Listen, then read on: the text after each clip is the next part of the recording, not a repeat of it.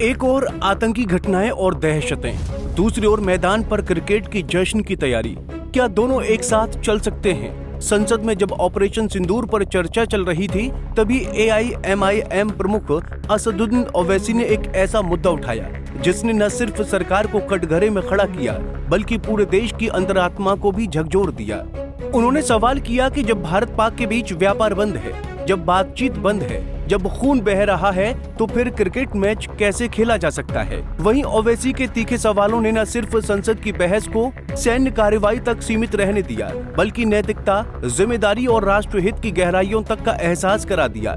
ऐसे में आइए विस्तार से जानते हैं कि आखिर भारत पाक मैच को लेकर केंद्र सरकार पर ओवैसी क्यों इतने ज्यादा गर्म हुए और उनके कहने का मतलब क्या था। दरअसल संसद के मॉनसून सत्र के दौरान लोकसभा में ऑपरेशन सिंदूर पर चर्चा के बीच AIMIM प्रमुख असदुद्दीन ओवैसी ने ऐसा मुद्दा उठाया जिसने सदन का तापमान और बढ़ा दिया। वहीं एक और जहां रक्षा मंत्री राजनाथ सिंह ने ऑपरेशन सिंदूर को भारत की आतंकवाद के खिलाफ बड़ी जीत बताया, वहीं ओवैसी ने सरकार से तीखे और कुछ असहज सवाल पूछकर बहस को नया मोड़ दे दिया। ऐसे में कैसे हुई इस बहस की शुरुआत, सबसे पहले वो जान लेते हैं। तो आपको बता दें कि ओवैसी ने अपने भाषण की शुरुआत श्रद्धांजलि के साथ की, जहां उन्होंने उन मासूमों को याद किया जो हालिया आतंकी हमले में मारे गए। इसके बाद उन्होंने जिक्र किया 5 साल की मरियम, 14 साल के जैन अली, जुड़वा बहनों उर्वा और फातिमा और BSF के सब इंस्पेक्टर इम्तियाज जैसे उन नामों का जो केवल अपने धर्म या पहचान की वजह से निशाना बने।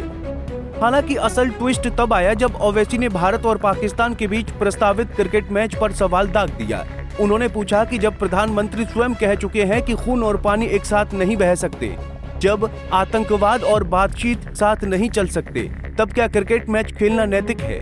उन्होंने कहा कि उनका ये ज़मीर इजाजत नहीं दे सकता कि वो टीवी पर भारत पाक मैच देखें जब घाटी में लोगों का खून बह रहा है। वहीं दूसरी ओर ओवैसी ने सेना की बहादुरी की खुलकर तारीफ की। उन्होंने कहा कि भारतीय सैनिकों ने मात्र 22 मिनट में आतंकियों के 9 ठिकानों को नेस्तनाबूद किया और ये साबित किया कि भारत की सुरक्षा शक्ति इतनी मजबूत है। लेकिन उन्होंने साथ में ये भी जोड़ा कि ऑपरेशन सिंदूर से ये सवाल खत्म नहीं होते कि आखिर आतंकवादी देश में घुसे कैसे।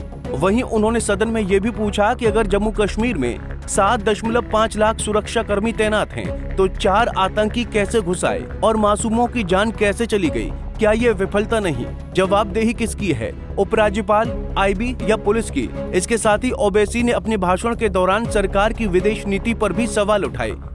उन्होंने कहा, जब अमेरिका के एक अधिकारी ने संघर्ष विराम की बात की तो भारत की ओर से कोई आधिकारिक प्रतिक्रिया नहीं आई। क्या हमारी विदेश नीति इतनी कमजोर हो गई है कि अमेरिका हमें बताएगा कि क्या बोलना है? वहीं चीन का नाम लेते हुए उन्होंने पूछा कि जब वो पाकिस्तान को हथियार दे रहा है तो भारत क्यों चुप है? उन्होंने ये भी बताया कि भारत के पास जितनी पनडुब्बियां होनी चाहिए उतनी ऑपरेशनल नहीं है। इसके अलावा उन्होंने तीसरे एयरक्राफ्ट कैरियर की स्थिति पर भी सवाल उठाए। इसके साथ ही ओवैसी ने सरकार से ये आग्रह भी किया कि वो पाकिस्तान को फिर से FATF की ग्रे लिस्ट में डलवाने के लिए G7 देशों पर दबाव बनाए। उन्होंने ये भी कहा कि राष्ट्रीय सुरक्षा और विदेश नीति जैसे संवेदनशील मुद्दों को राजनीतिक लाभ का जरिया नहीं बनाना चाहिए। वहीं ओवैसी ने जो सवाल उठाए वो केवल सरकार के लिए नहीं, बल्कि पूरे देश के लिए सोचने वाले मुद्दे हैं। अगर हम पाकिस्तान से व्यापार बंद कर सकते हैं, बातचीत बंद कर सकते हैं, तो फिर क्रिकेट मैच की अनुमति देना किस आधार पर उचित ठहराया जा सकता है?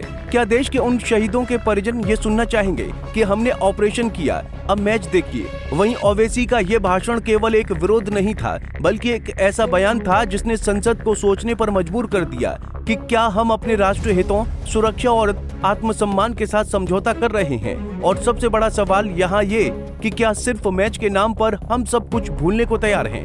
क्या वाकई भारत पाक क्रिकेट मैच खेला जाना चाहिए जब खून की बूंदें अभी सूखी नहीं हैं? वहीं ये फैसला अब सिर्फ सरकार का नहीं बल्कि पूरे देश का होना चाहिए। Bureau report, Punjab Kesari TV. हमसे जुड़े रहने के लिए हमारे YouTube चैनल को सब्सक्राइब करें और नई वीडियो की नोटिफिकेशन के लिए बेल आइकॉन को दबाएं।